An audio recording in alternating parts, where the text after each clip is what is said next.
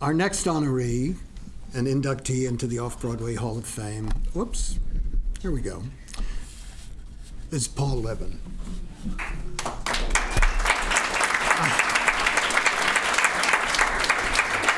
Who was a giant and an angel.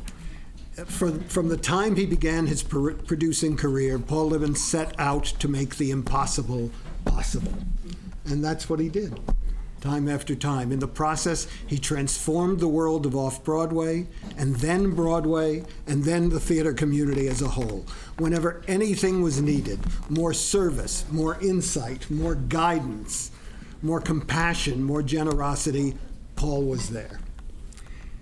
He had, from the beginning and for the next 70 years, an astonishing ability to make impossible ideas come true. Emmis? Yeah, that's the truth. At just 27, Paul decided he would present an off-Broadway revival of Arthur Miller's The Crucible at the Martinique Hotel Ballroom. The Martinique's manager, in Paul's telling, a tough character who carried a snub-nosed .38 and who had friends, was not interested in the idea of turning a perfectly good ballroom into an off-Broadway theater in the round. So Paul, famously, brought Arthur Miller to look at the space and introduced the manager to Mrs. Miller, Marilyn Monroe. The tough guy promptly melted, and The Crucible ran for an astonishing 571 performances.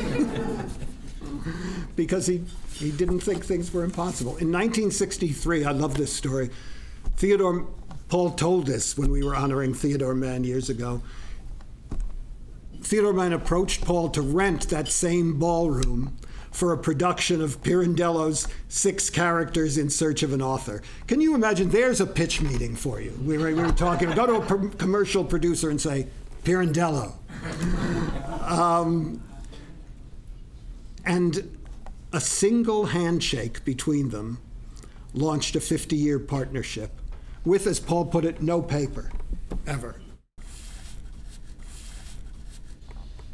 At Circle in the Square. In 1972, they moved Circle in the Square to Broadway, establishing the iconic Theater in the Round home, unique in Broadway theaters, that later hosted Fun Home and the 25th annual Putnam County Spelling Bee, among many other wonderful, innovative shows.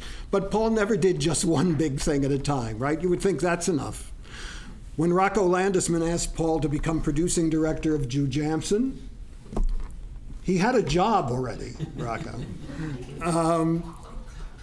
He said, okay, and he took it on for 28 years.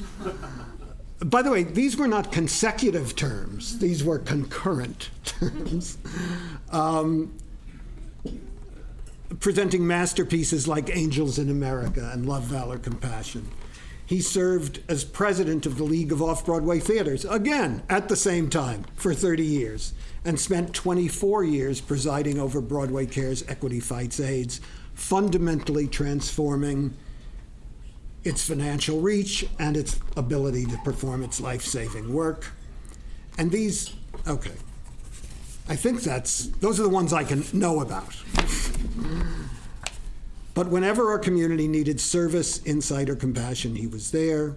He made monumental achievements look like they were easy and fun. That was his attitude towards all of this. And here to accept this award, honoring Paul's legacy, is his longtime close friend, now his relative, and the artistic director of the Public Theater, Oskar Eustis. I like to fool myself into thinking that I'm accepting this award because I'm running a big off-Broadway theater whose founders were of Paul's generation. But I'm really running it because, thanks to my daughter Kyle, I'm being initiated into the Libin clan. Kyle and Travis, Paul's grandson, didn't really make the connection for the first couple of dates, but when they did, I had the distinct pleasure, which I wish for all of you, of being able to look my future son-in-law and say, son, you come from good stock. And it is actually, it's a joy that I really can't find words for to actually be brought by my daughter into this wonderful clan and to be able to spend the last couple of years of Paul's life as his relative. Because Paul was a giant, and he was not just a giant in himself, but we should remember the generation that he was part of. Because like Joe Papp, like Bernie Gersten, like my old boss out on the West Coast, Gordon Davidson, Paul was one of those Jewish men who came out of the Second World War, came out of that period, came out of the period when we had defeated fascism, when America was on an upswing, and decided the thing to do was to democratize American culture, to spread American culture, to make a place for everybody. And off-Broadway was his chosen field to do that.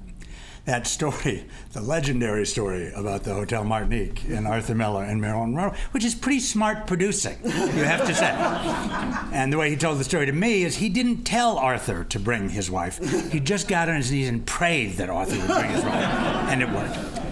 But what we also have to remember is that was actually the second production of The Crucible. The first had been a complete failure. We wouldn't be talking about The Crucible here if Paul hadn't seen that in that play there was something that America needed to hear that America didn't want to hear right then. And he put it up again, and he made America listen.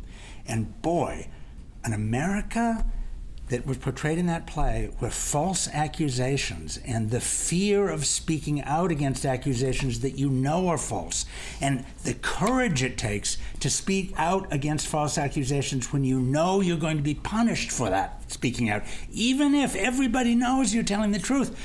I don't know, does that have something to say to us today? I think it may. And there in that off-Broadway world was a place that things could be said that couldn't be said elsewhere. And when he joined onto Cirque du Soleil, this world, I want us to conjure back to 1963, when a production of Trojan Women opened up at Cirque du Soleil in December of 1963 and ran for almost 2 years. Think of that. Made a profit running off Broadway. This was a world where the theater was making things possible. There was a cultural dialogue, and we've got to remember that, because it's not like it's gone forever. It's just gotten harder, and we're gonna have to be smarter to figure out how to bring back the world that Paul helped carve out for us.